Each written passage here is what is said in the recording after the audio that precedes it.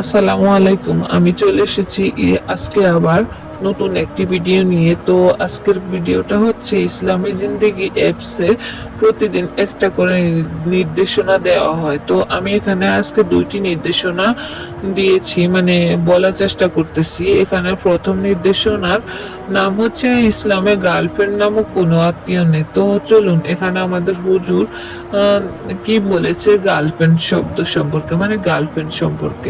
হযরত ওয়ালা মুফতি মনসুরুল হক সাহেব হুজুর দামাত বারকাতুহুম বলেন, শরীয়তে গার্লফ্রেন্ড নামে কোনো আত্মীয় নেই। বেগানা মহিলার সাথে ভালোবাসা করা মানে তাকে জিনার পার্টনার বানানো, তাকে দেখা, চোখের জিনিস স্পর্শ করা, হাতের জিনা, তার দিকে হেঁটে যাওয়া, পায়ের জিনা।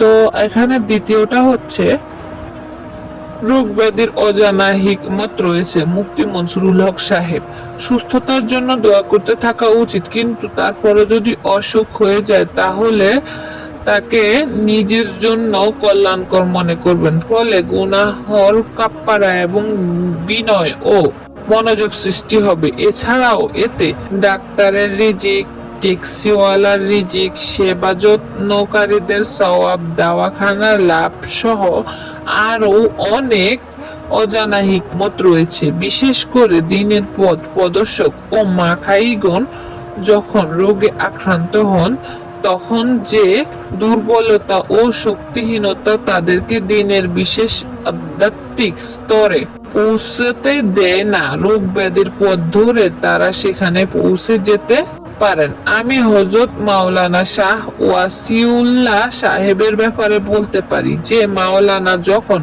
রোগে আক্রান্ত হয়ে চিকিৎসার জন্য বোম্বাই গেলেন তখন অনেক মানুষের যেমন দিনই পায়দা হয়েছে তেমনি অনেক ডাক্তারের ইসলাহ নসিব হয়েছে।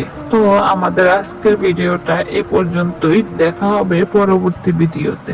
ধন্যবাদ।